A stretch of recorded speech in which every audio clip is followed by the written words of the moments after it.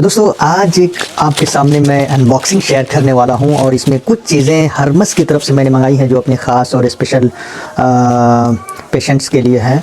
और इस बॉक्स को खोलकर हम लोग देखेंगे कौन कौन सी दवाएं मैंने मंगाई हैं और इस वीडियो में मैं आपको शेयर करने की कोशिश करूंगा कि क्यों हर्मस को हम लोग रेफ़र करते हैं और दूसरी कंपनियों को क्यों उतना रेफ़र नहीं कर पाते हैं।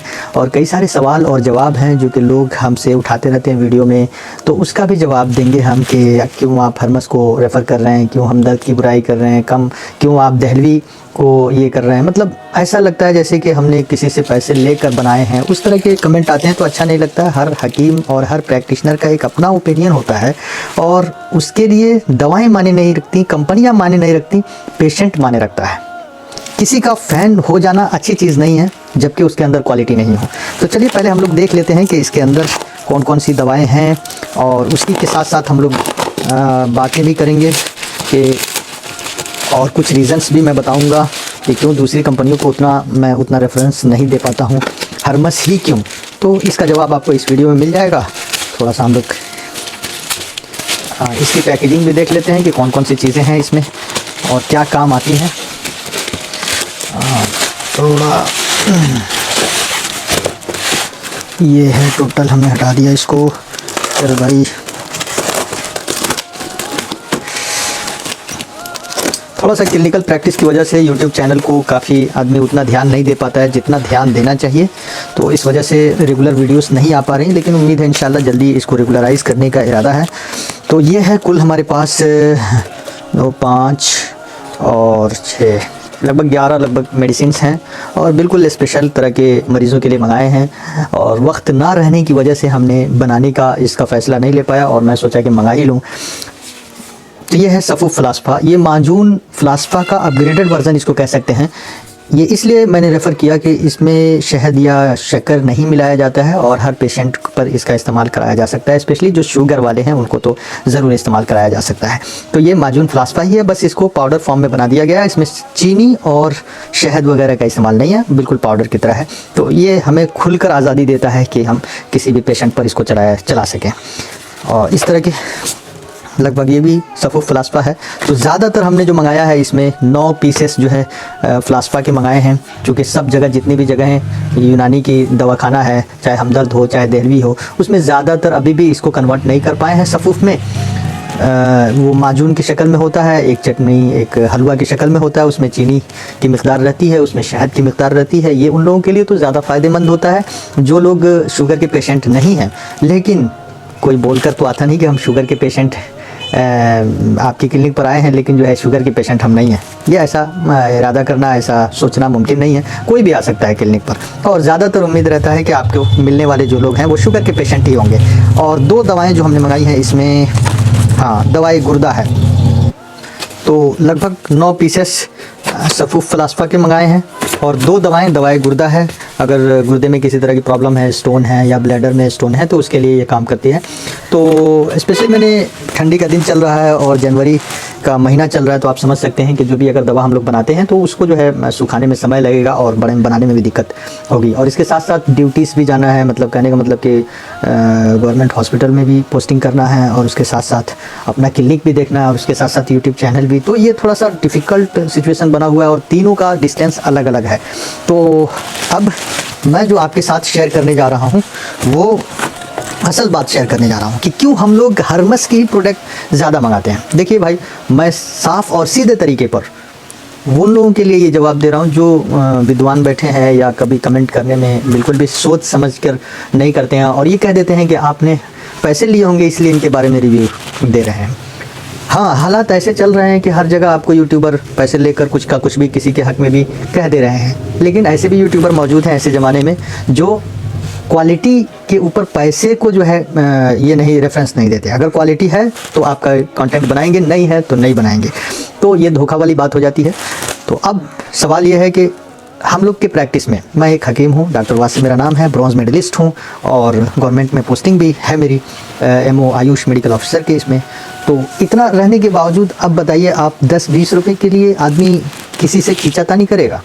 और बड़ी कंपनियाँ जितनी भी होती हैं, ये आपको मैं श्योर और सर्किट बताता हूँ, वो उतना उनको प्रचार की ज़रूरत नहीं है, समझ रहे हैं ना। वो जो चल रहे हैं, वो जो काम कर रहे हैं, उनका इतना बना हुआ है बेस कि वो आसानी के साथ उतना सेलिंग हर महीने उनका जा रहा है। तो वो क्वालिटी पर ध्यान दें नहीं दें, कौन देखने जा रहा है।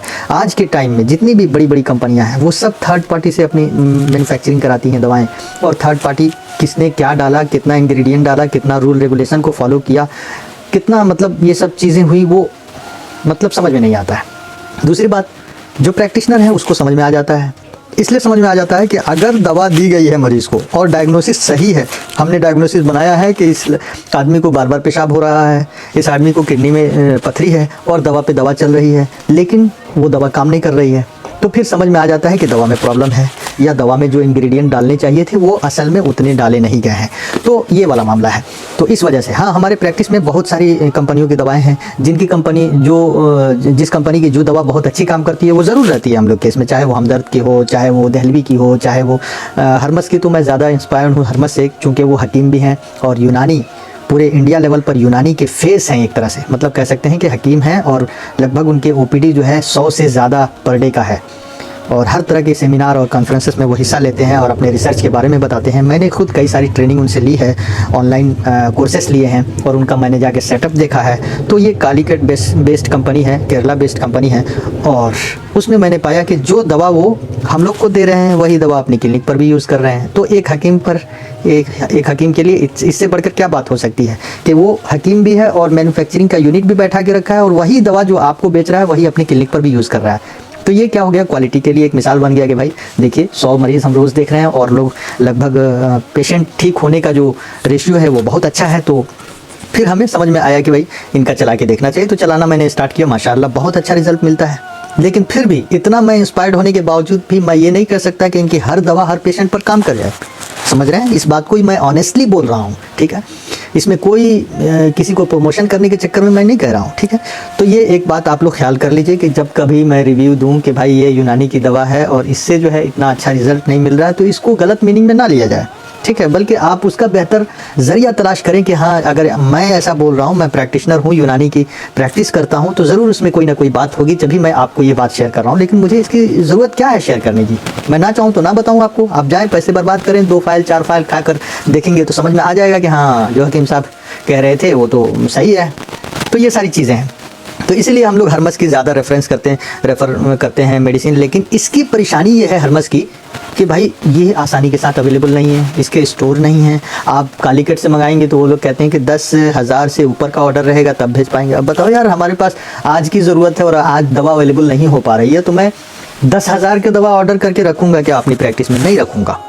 मैं सोचूंगा कि भाई जितनी ज़रूरत है उतनी मंगाऊं, फिर जैसे जैसे काम बढ़े वैसे वैसे मंगाऊं, वैसा मैं सोचूंगा। 10,000 का इन्वेस्टमेंट करके फिर मैं साल भर उस दवा को, मान के चलिए 10 मरीज़ आए उस पर, उसके बाद से वो मरीज़ ना आकर कोई और तरह के मरीज़ आने लगे क्लिनिक पर, तो फिर उसका इन्वेस्टमेंट अच्छा नहीं होता है।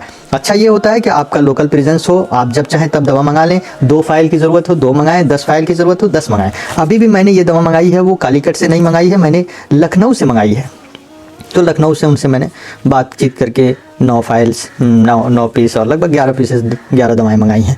तो उस हिसाब से तो अच्छा, अगर कोई कंपनी हमें कमीशन दे रही है, मान के चलिए हमें 10% मिले या 15% मिले दवा में, तो उसका क्या फ़ायदा? 10% का क्या मतलब है? आप जोड़कर देखिए, 100 रुपये की दवा है तो 10% 90 रुपये। 90 रुपये, 10 रुपये की फ़ायदे की वजह से आदमी रिव्यू गड़बड़ कर देगा, और अच्छा जो 40 रुपये देगा उसके हक में रिव्यू कर देगा। ऐसा नहीं है। हम लोग दवा बनाते हैं तो हमें समझ में आता है कि कितना डिफ़िकल्ट प्रोसेस है दवा बनाना। तो खैर ये सारी चीज़ें हैं। तो इसलिए एलिगेशन लगाने से पहले ज़रूर आप लोग सोचा करिए कि क्या हम लोग कह रहे हैं क्या नहीं, और किसी तरह की अगर जेन्युइन सवाल हो तो ज़रूर कीजिए। और जब भी कोई मरीज़ का मामला हो तो आप एज के साथ अपना नाम लिखिए, उम्र लिखिए, वज़न लिखिए, कितने साल से परेशानी है और क्या क्या ट्रीटमेंट आपने लेने की कोशिश की है, उसके साथ साथ और क्या क्या परेशानी हो, सब हिस्ट्री लिख कर भेजा करिए। डायरेक्ट आप लोग सवाल करते हैं कि मुझे ये प्रॉब्लम है, बताइए मैं क्या करूँ। साहब मैं नहीं जानता हूँ आपको, ना मैं आपकी हाइट को जानता हूँ, ना वजन को जानता हूँ, ना उम्र को जानता हूँ, और ना कितने साल से परेशानी है उसको जानता हूँ। कैसे सलाह मशवरा दे दूँ आपको? ये मुनासिब नहीं है। और सोशल मीडिया पर खुदा के लिए मैं आपसे रिक्वेस्ट करूँगा, कोई भी इलाज सोशल मीडिया पर देख कर मत कीजिए। हाँ, 100-200 रुपये जिन पर भरोसा है वहाँ पर कंसल्टेशन देकर आप इलाज करा लीजिए, उस पर भरोसा कर लीजिए। वो आपका ज़्यादा नुकसान नहीं करेगा जितना नुकसान वो करेंगे जो लोग आपको सीधा जो है दवा बता देते हैं, हाँ ये ले लीजिए वो ले लीजिए। अरे आप किस सिचुएशन में है उसको पता ही नहीं है। कोई दवा गर्म होती है, कोई दवा ठंडी होती है। किसी की गर्मी की वजह से आपके शरीर को परेशान कर देता है, कोई ठंडी की वजह से आपका तापमान ठंडा कर देता है। इसके अलावा और भी बहुत सारे साइड इफेक्ट होते हैं जो यूनानी और आयुर्वेदिक या होम्योपैथी सब में पाए जाते हैं। आप सिर्फ अंग्रेजी का कॉन्सेप्ट लेकर मत चलें। हाँ, ये है कि इसमें साइड इफेक्ट की क्वांटिटी कम होती है, मिकदार कम होती है, अंग्रेजी में साइड इफेक्ट की मिकदार ज़्यादा होती है। तो ये सारी चीज़ें थी। फिर भी कोई सवाल बाकी रह गया हो तो ज़रूर आप कमेंट बॉक्स में कर सकते हैं। उम्मीद कि मैंने जो शेयर करना चाह रहा था मैंने कर दिया, और मुझे खुशी है कि ये भी देखिए मुझे ज़रूरत थी 1 से 1.5 हफ्ता पहले, और जब मैंने किया तो देखिए 8 दिन 10 दिन से ज़्यादा लग गए आते आते मेरे पास। तो इस तरह कोई पेशेंट कितना इंतज़ार करेगा। ये भी हम लोग के साथ एक प्रॉब्लम है कि जो क्वालिटी वाली दवाएँ हैं वो टाइम पर अवेलेबल नहीं होती हैं, और जो है टाइम पर अवेलेबल उसमें क्वालिटी उतनी नहीं है। हम लोग हर एक दवा के बारे में बता सकते हैं कि कौन दवा आज के टाइम में मार्केट में काम कर रही है और कौन नहीं कर पा रही है, और जिसके बारे में हमने प्रैक्टिस कर लिया है, जिसको देख लिया है मरीज को। बस ये दिल की कुछ बातें थी जो आपके साथ शेयर करना था मुझे, मैंने कर दिया। और मेरे चैनल के साथ जुड़े रहिए। कई सारी जड़ी बूटियों से रिलेटेड मैं मालूमात लाता रहता हूँ, मेंस की प्रॉब्लम्स को मैं उठाता रहता हूँ, और उसके साथ साथ इलाज क्या लिया जा सकता है, क्या प्रिकॉशंस किया जा सकता है, वो सारी चीज़ें मैं बताता हूँ। तो वीडियो को शेयर कीजिएगा और चैनल को सब्सक्राइब कीजिएगा। अपनी राय कमेंट बॉक्स में ज़रूर दीजिएगा। अस्सलाम वालेकुम रहमतुल्लाहि व बरकातुहू।